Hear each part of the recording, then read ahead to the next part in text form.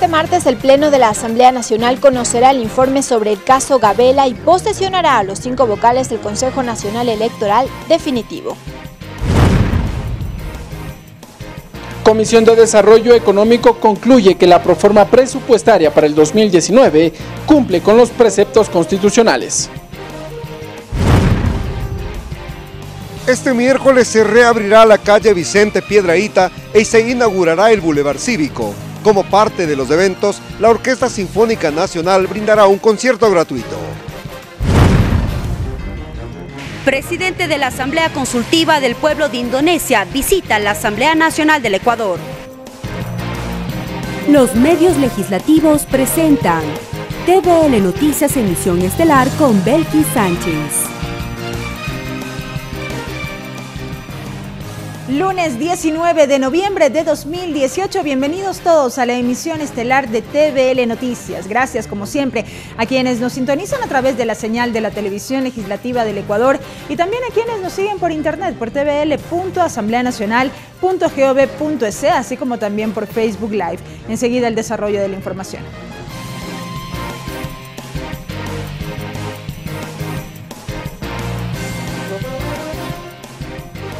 Iniciamos hablando de la proforma presupuestaria. La Comisión de Desarrollo Económico de la Asamblea Nacional concluye que la recaudación tributaria para el 2019 ascenderá a 15.000 millones de dólares, lo que significa el mayor aporte al presupuesto general del Estado para el próximo año.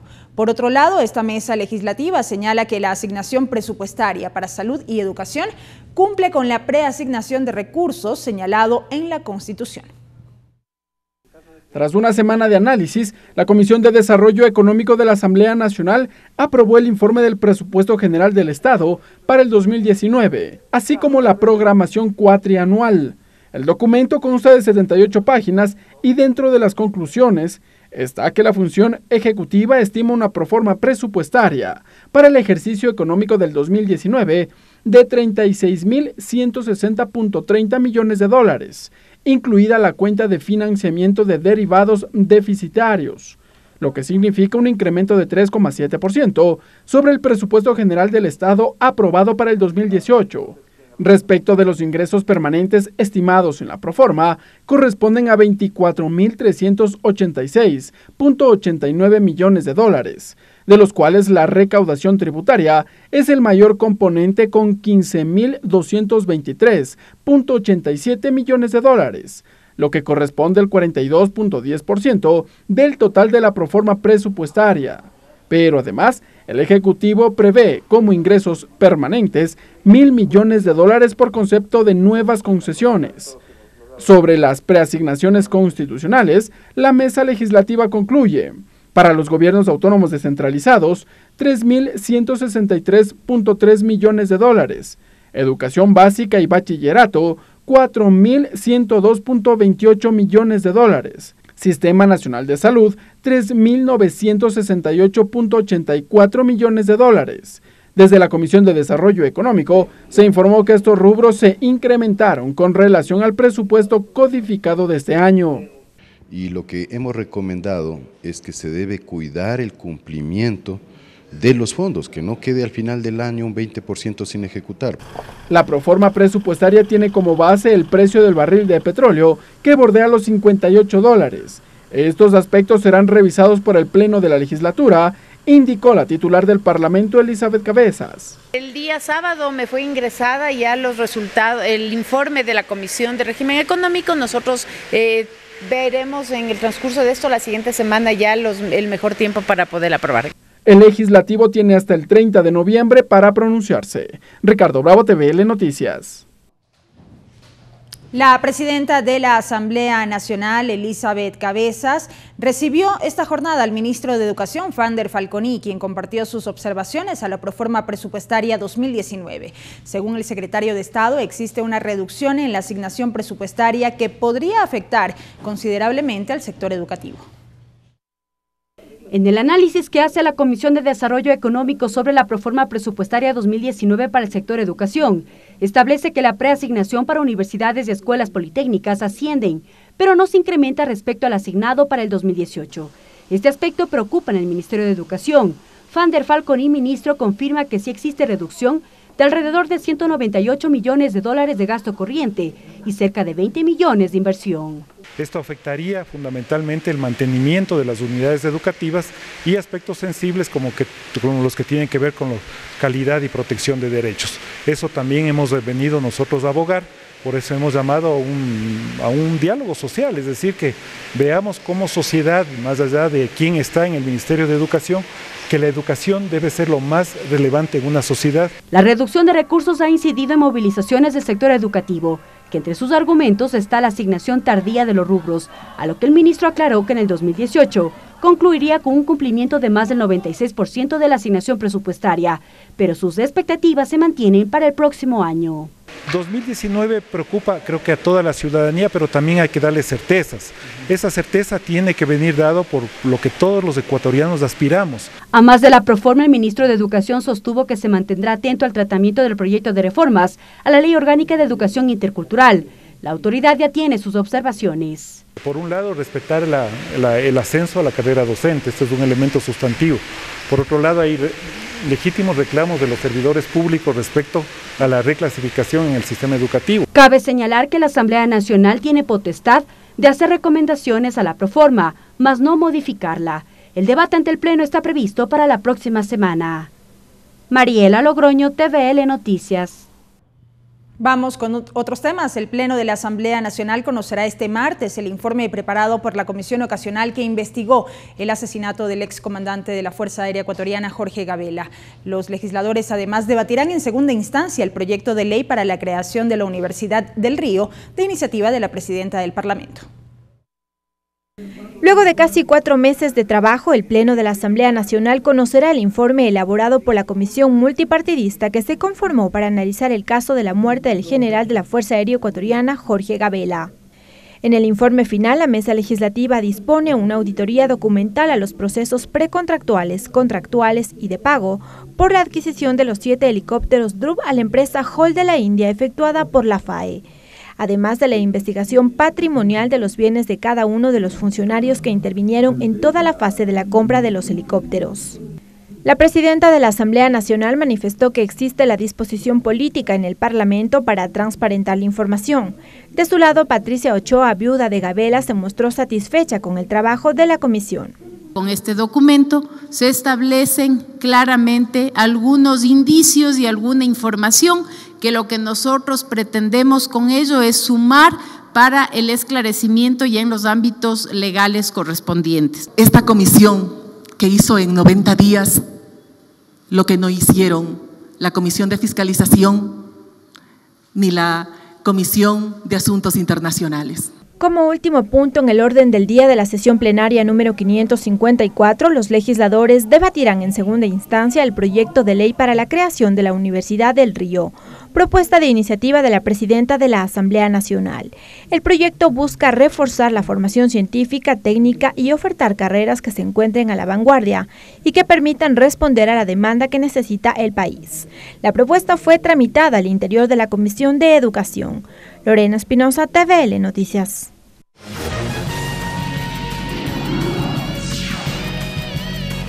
Entrevista. Y tal como lo vimos en la nota precedente, el Pleno de la Asamblea Nacional conocerá este martes el informe que preparó la Comisión Ocasional que se encargó de investigar toda la documentación relacionada con la muerte del general Jorge Gabela. Este informe se logró luego de un poco más de 3 meses de trabajo y la comparecencia de alrededor de 30 ciudadanos. Vamos a dialogar sobre este tema y las conclusiones, en este caso del informe, con el presidente de esa comisión, el asambleísta César Litardo. César Litardo, asambleísta por Los Ríos por el movimiento Alianza País, integrante de la Comisión de Soberanía Alimentaria y Desarrollo del Sector Agropecuario y Pesquero, presidente de la Comisión Ocasional Multipartidista, encargada de tramitar el caso del general Jorge Gabela. Asambleísta Litardo, bienvenido a TVL Noticias. Buenas noches, un saludo a todos los que nos ven esta noche. Podemos decir que la Asamblea Nacional, en lo referente a este tema, cumplió su misión que se le delegó justamente a la Comisión Ocasional que usted presidió al haber finalmente entregado este informe de investigación. Bueno, creo que la Asamblea Nacional, dentro de sus competencias, en estos, como usted decía, 3 meses y algunas semanas más.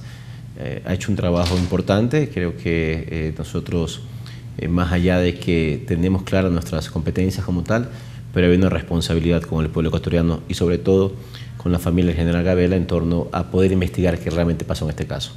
Hemos encontrado indicios muy claros de muchas irregularidades en muchos temas, ¿no? Es decir, se investigó el proceso de la compra de los helicópteros, se investigó y se evaluó el accionar de este famoso comité que se conformó en el gobierno anterior para investigar este caso, cuáles han sido las acciones que ha tenido la Fiscalía o las diferentes autoridades de control en este caso, y creo que al final pues esta comisión, sobre todo siempre seguramente la opinión de la familia, la opinión de la señora Patricia, en este caso es muy válido, demuestra que la Asamblea cumplió y que, como ella misma lo dice, en estos 90 días o 3 meses se ha podido avanzar mucho más que 8 años en el pasado.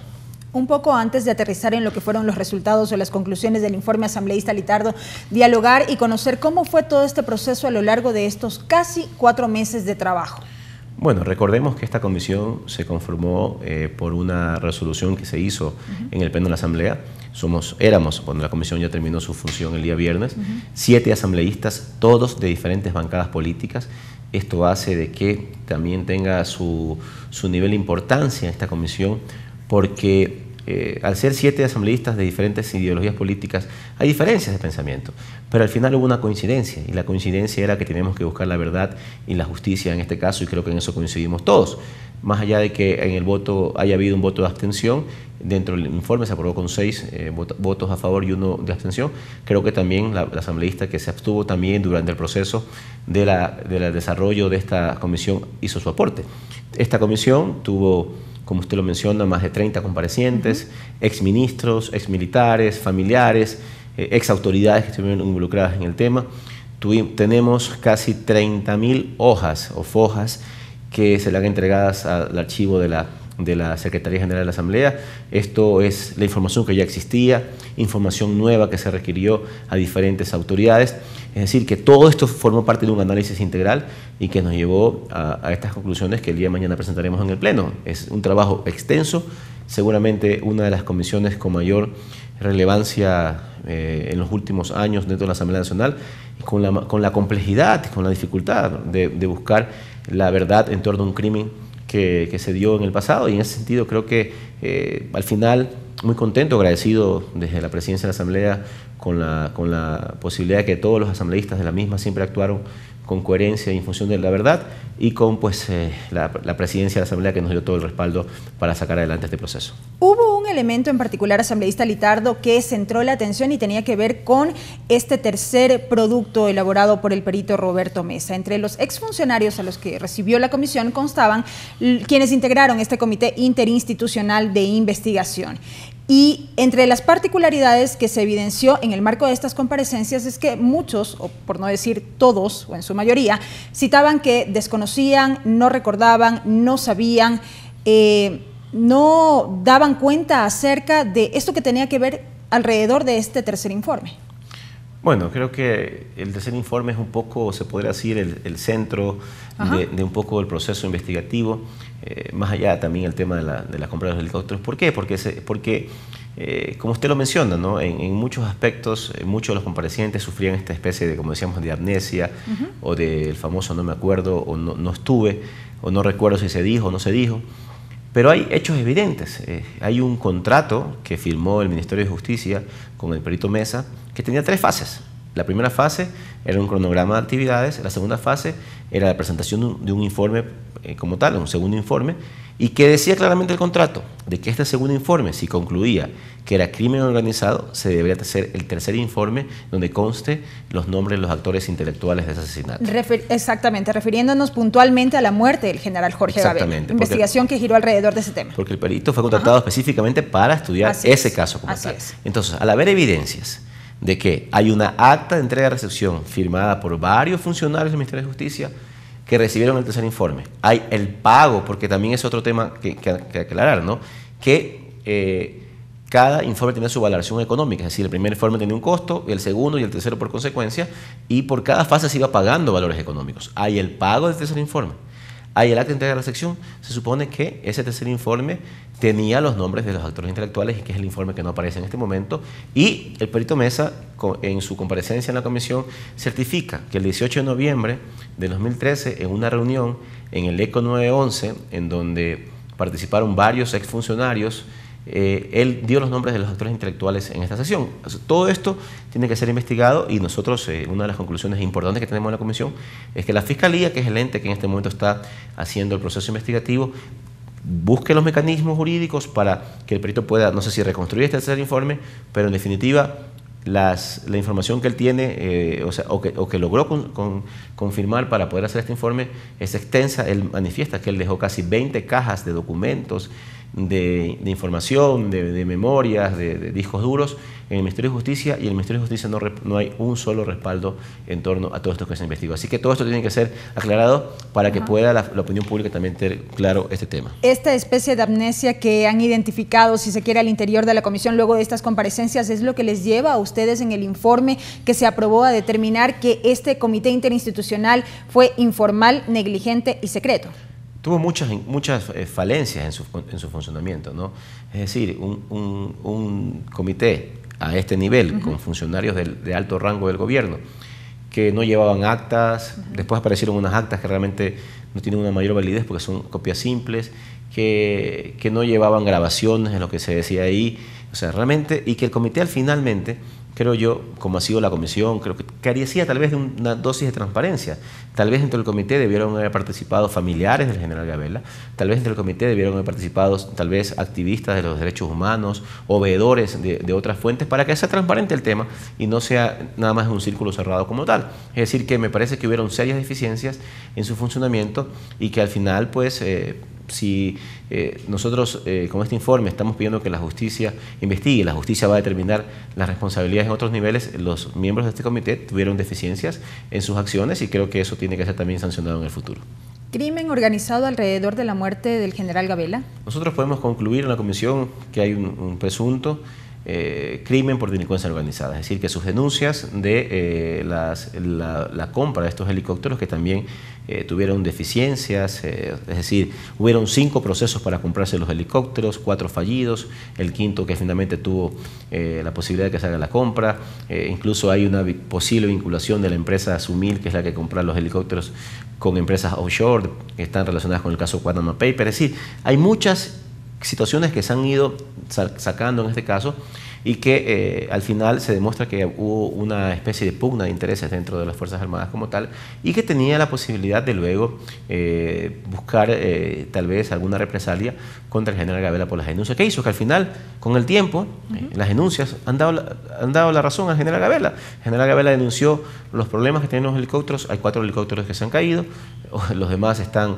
en un patio sin poder funcionar, hay también que investigar que esta compra fue de casi 47 millones de dólares, y luego el Estado ecuatoriano compra 14.700.000 más para partes, piezas y motores para que funcionen los helicópteros. Es decir, todo un tipo de situación que dejan bastantes dudas y que tiene que ser investigado, que es lo que la comisión básicamente ha hecho en este proceso. Uno de los pedidos recurrentes que se hicieron, asambleísta Litardo, es que se determinen nombres en este informe de la comisión que fue creada al interior de la Asamblea Nacional. ¿Es lo que se recomienda, que se investigue a los funcionarios que estuvieron involucrados en todo este proceso? Se ha pedido que se investigue a 2 grandes grupos de funcionarios.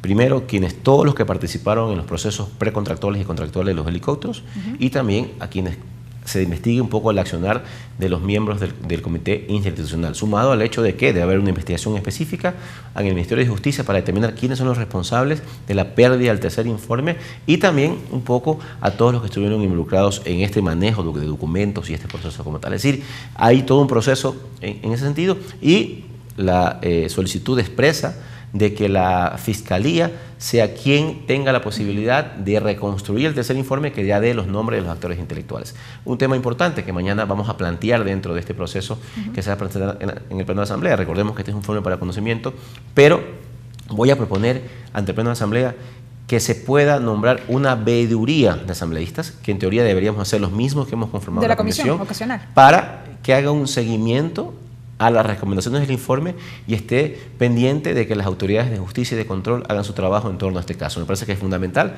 para que esto no quede nada más en un informe nuestro, sino que también haya el seguimiento basado en nuestro proceso y control político que tenemos como asambleístas y también en nuestra capacidad de fiscalización, para que esto no quede en simple un documento y que haya la posibilidad de que las autoridades periódicamente nos informen de los avances en torno a este caso. Y el pedido a la unidad de análisis financiero también para que se realice la investigación a los patrimonios. Se haga una auditoría patrimonial si es que ha habido algún tipo de incremento no justificado de patrimonios de los que estuvieron involucrados entre procesos precontractual y contractual, para determinar responsabilidades, de ser el caso también en esos ámbitos. Hemos querido tener cerrado todos los círculos, que la Fiscalía, la Contraloría y la Unidad de Lavado Activo hagan su trabajo en cada una de sus competencias para que esto realmente tenga un proceso íntegro y que al final, pues, de ser el caso, salgan a la luz pública los responsables de este asesinato. Asambleísta Litardo, muchas gracias por haber estado con nosotros y esta información derivada justamente del trabajo que emprendió la Comisión Ocasional que se encargó de investigar toda la documentación relacionada con la muerte del general Jorge Gabela, informe que será conocido y debatido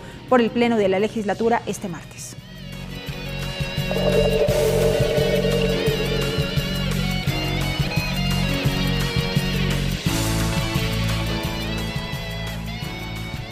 Y avanzamos con más noticias en la sesión del Pleno 554 convocada para este martes. El Pleno de la Asamblea Nacional posesionará a los 5 vocales principales del Consejo Nacional Electoral Definitivo.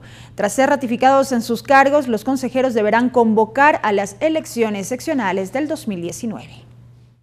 Este martes el Pleno de la Asamblea posesionará a los integrantes del Consejo Nacional Electoral Definitivo que fueron designados por el Consejo de Participación Ciudadana y Control Social Transitorio. Los designados son Diana Atamaint, actualmente vicepresidenta transitoria del CNE, ingeniera comercial, fue asambleísta por Pachacutic y fue propuesta por la Confederación de Nacionalidades Indígenas del Ecuador, CONAIE. Estela Acero, ingeniera industrial de la Universidad de La Habana José Antonio Echeverría, fue asambleísta por Alianza País y fue propuesta también por el Movimiento de Gobierno. José Cabrera, actualmente consejero transitorio del CNE, es ingeniero informático, magíster en gerencia de sistemas y fue propuesto por el Partido Social Cristiano.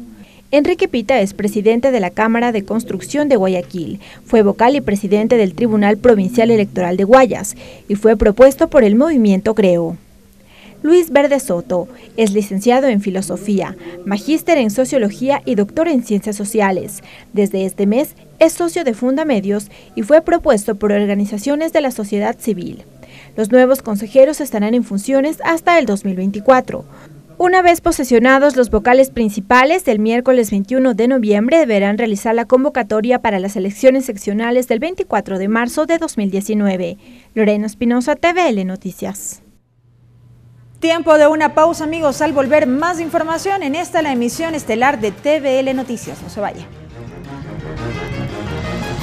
Regresamos con TVL Noticias, emisión estelar, luego de la siguiente pausa promocional.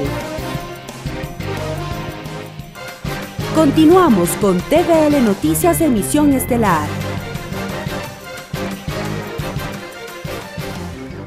Seguimos con más información, amigos. Este miércoles 21 de noviembre se reabrirá la calle Vicente Piedrahíta, ubicada en la parte posterior de la Asamblea Nacional.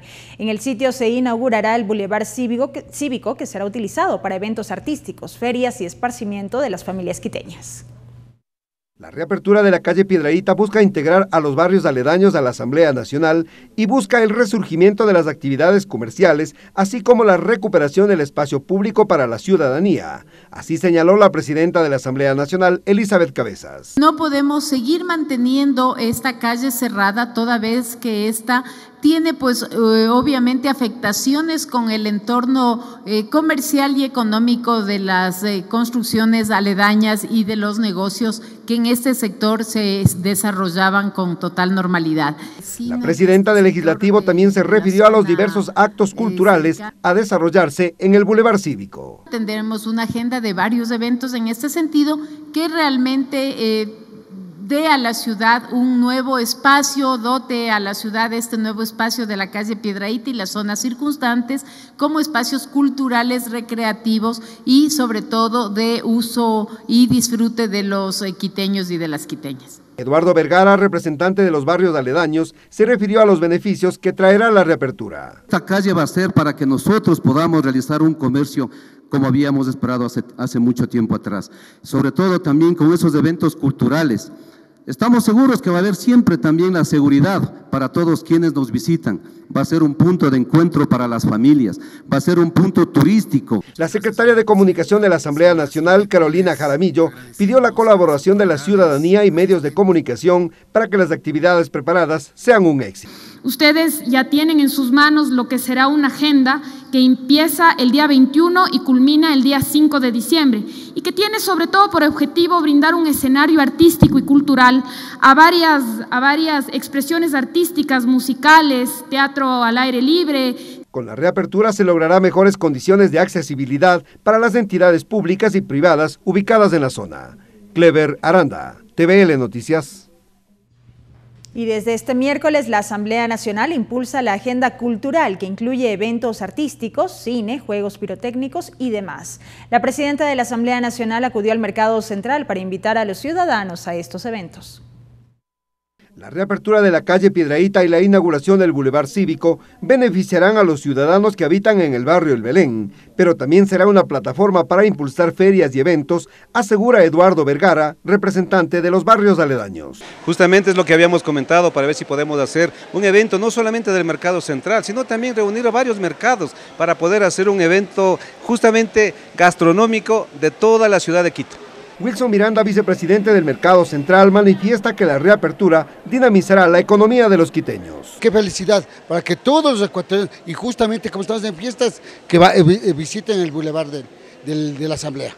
La presidenta de la Asamblea Nacional acudió al Mercado Central para invitar a los trabajadores a participar de los diferentes eventos que se desarrollarán en el Legislativo desde el 21 de noviembre. Queremos que nos acompañen el día 21 porque tenemos programado todo un evento festivo, tenemos el concierto de la Orquesta Sinfónica Nacional y una semana cultural con varios eventos en los que esperamos que realmente participe toda la comunidad.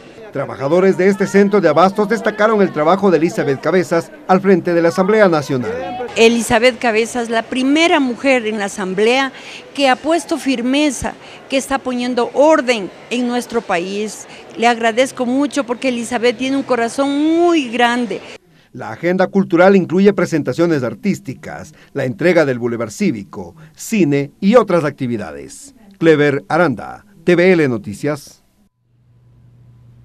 Y este miércoles el director de orquesta y maestro del Conservatorio de Rusia, Freddy Cadena, dirigirá la Orquesta Sinfónica Nacional en un recital a desarrollarse en la Plaza Juan Montalvo de la Asamblea Nacional.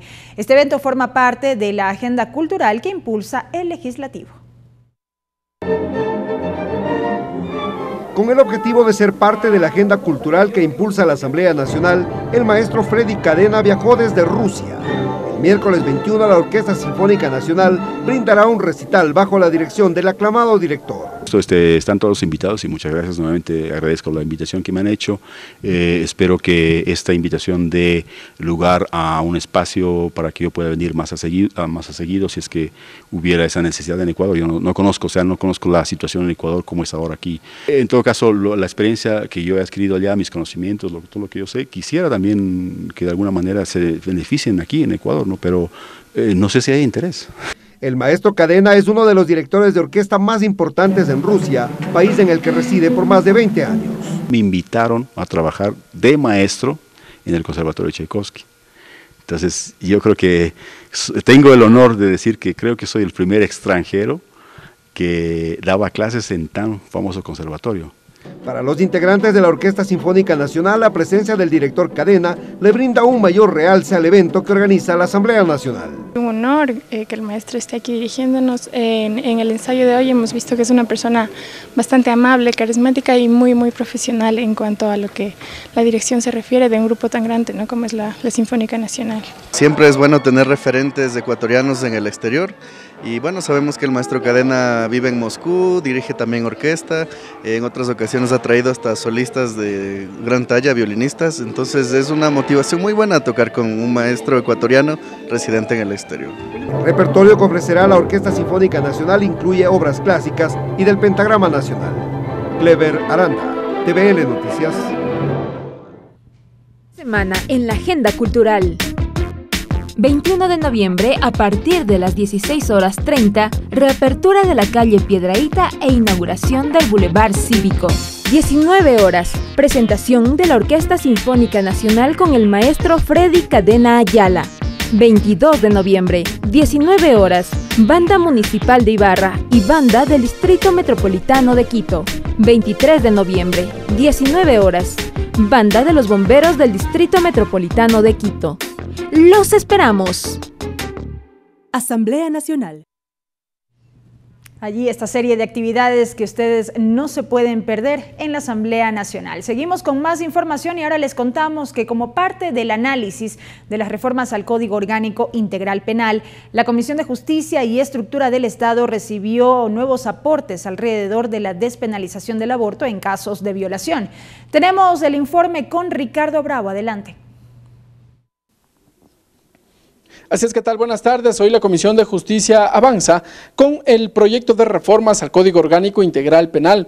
Para ello, la mesa legislativa recibió a varios delegados de la organización denominada Cuenca Escoge la Vida. José Luis Redrován, de esta organización, entregó sus argumentos por qué está en contra de la legalización del aborto. Explicó, entre otros motivos, la legislación argentina que días atrás dio paso a una normativa en la que se legaliza esta práctica médica, el aborto. Veamos parte de las declaraciones al interior de la Comisión de Justicia. Como estrategia o modus operandi número 5, nosotros hemos visto que lamentablemente el avance de la legalización del aborto es progresivo. Siempre comienzan por casos excepcionales y luego se van haciendo la norma común, como lo hemos visto en el caso de Estados Unidos, de Francia, de España, de Gran Bretaña, de Uruguay y en diferentes países del mundo, en donde la primera causa de legalización del aborto fue por causa de violación. Ahora tenemos el caso de Canadá, y ya el aborto está legalizado incluso hasta los 9 meses y bajo discrecionalidad plena de la madre. Entonces, ahora quisiéramos nuevamente recordarles cómo lamentablemente se viene iniciando en esto, porque dicho sea de paso, tuve la oportunidad de ir revisando e investigando todas las intervenciones, incluyendo la respuesta o la reacción de algunos de ustedes, asambleístas, en donde decían en realidad esto no va a ser o no se está dando inicio a más abortos o a más legalización del aborto, sino han hecho la puntualización de que específicamente se está tratando el tema de violación. Posteriormente mantuvimos un diálogo con el doctor Carlos Larco, igualmente representante del colectivo Cuenca Escoge la Vida. Él, desde el punto jurídico, entregó sus argumentos y por qué está en contra de la legalización del aborto. No existe el derecho al aborto.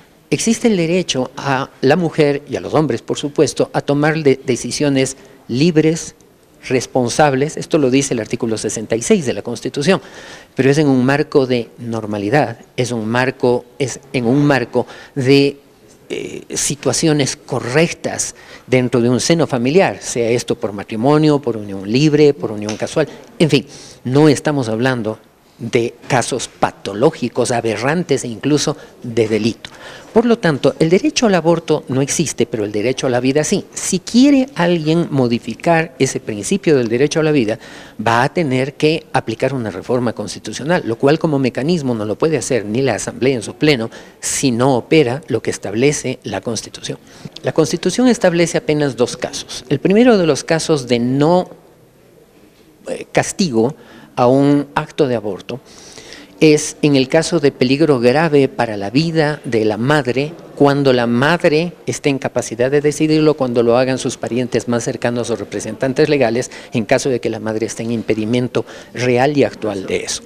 Y el segundo de los casos es un acto carnal cometido sobre una mujer demente, lo que significa que no tenía la menor capacidad de entender ni de querer nada absolutamente como tal, en cuyo caso eso es técnicamente una violación. Pero en el caso de una violación, una mujer, más allá de las condiciones dementes, como señala la Constitución, es una violación. No quiero ser sarcástico en lo que voy a decir, solamente muy objetivo como abogado. ¿Quién dijo que así son todos los casos? La experiencia muestra que mucha gente argumenta violación cuando no hubo tal cosa. ¿Quién va a decidir eso? ¿Un médico a través de las pericias? Un juez.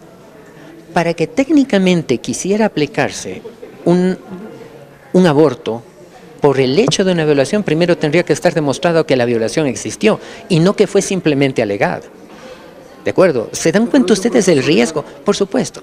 ¿Y ese proceso legal cuándo va a llegar? ¿Cuando el bebé de pronto nació?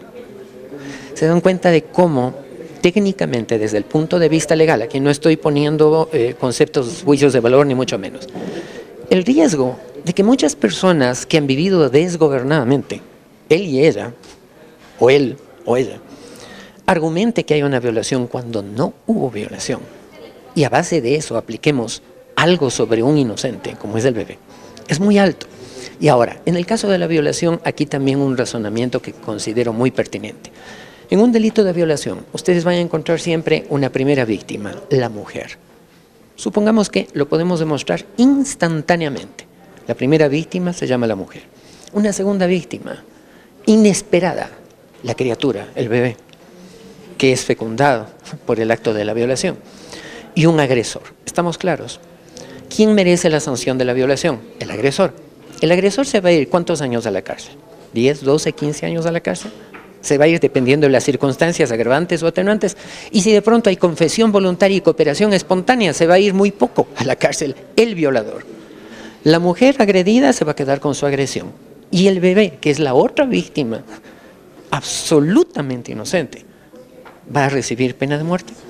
Una vez concluidas estas comisiones generales, la Comisión de Justicia se instalará para continuar con el análisis del proyecto de reformas al Código Orgánico Integral Penal en materia de la despenalización del aborto, una iniciativa que continúa en análisis al interior de esta mesa legislativa. También por contarles que la Comisión de Justicia avanza en varios proyectos de reforma al COIP, al menos se trata de 100 iniciativas legales que han ingresado hasta esta comisión. En su momento, la presidenta de la Comisión de Justicia, Marcela Aguiñaga, ha señalado que en los próximos meses tendrán listo ya un informe para su primera discusión en el Pleno de la Asamblea Nacional. Nosotros les tendremos todos los detalles en nuestras siguientes emisiones, en los posteriores días. Hasta que este informe, que tengan una buena noche. Gracias a Ricardo Bravo por ese reporte. Y este miércoles, la Comisión de los Derechos de los Trabajadores prevé sesionar para avanzar en el análisis del proyecto de reformas al artículo 28 de la Ley de Seguridad Social, así como de la situación de los trabajadores desvinculados de los medios públicos e incautados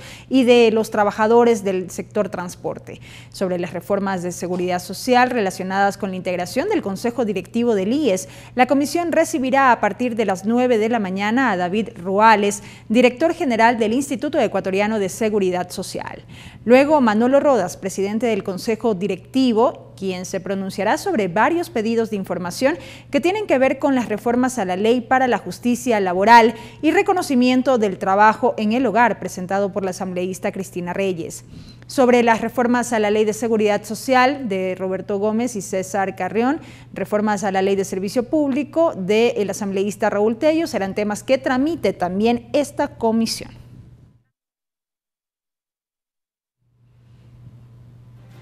Vamos a una nueva pausa, amigos, quédense en nuestra sintonía. Regresamos con TVL Noticias, emisión estelar, luego de la siguiente pausa promocional. Continuamos con TVL Noticias, emisión estelar.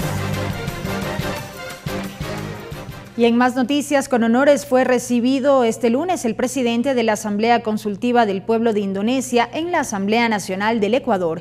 En esta visita protocolar se analizaron varios temas como el tratamiento de leyes en la lucha contra la corrupción y proyectos en materia económica. En el siguiente reportaje les contamos los antecedentes de las relaciones bilaterales Ecuador-Indonesia. La Asamblea Nacional del Ecuador contó con la visita del doctor Zulkifli Hasan, presidente de la Asamblea Consultiva del Pueblo de Indonesia, presidente del Partido del Mandato Nacional, doctor en filosofía, ha sido miembro del Comité Sharia en el Banco de Exportación e Importación de Malasia Berhad, editor y revisor de varias revistas como la Malaya de Sharia. Entre Indonesia y Ecuador ha existido por muchos años una relación fuerte en materia económica, social, cultural. Desde el 2006 se suscribieron acuerdos bilaterales sobre cooperación en el campo del petróleo y gas natural, memorándum de entendimiento en el campo de telecomunicaciones, acuerdo para establecer el mecanismo de consultas bilaterales sobre supresión de visas en pasaportes diplomáticos, oficiales y especiales, acuerdo en el que se establece la comisión conjunta en el marco del acuerdo sobre cooperación económica y técnica, memorando de entendimiento entre las academias diplomáticas de los dos países, memorándum de entendimiento sobre cooperación en materia energética y minera. En el 2018, la visita protocolar del presidente Hassan al Ecuador tuvo como fin la propuesta de apertura de embajadas en ambos países, posibilidades para incrementar la inversión de Indonesia en Ecuador, así como el establecimiento de sesiones para realizar intercambio de experiencias en asuntos comerciales, económicos, culturales, de turismo y leyes antiterroristas. Hemos conversado de los temas fundamentalmente en el ámbito de la Asamblea, donde ellos también son parte de una red mundial de combate a la corrupción y sobre todo en el tema del lavado de activos.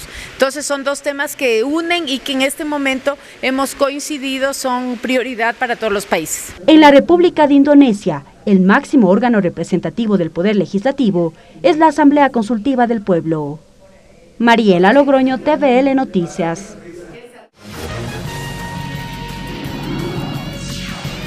Agenda de actividades.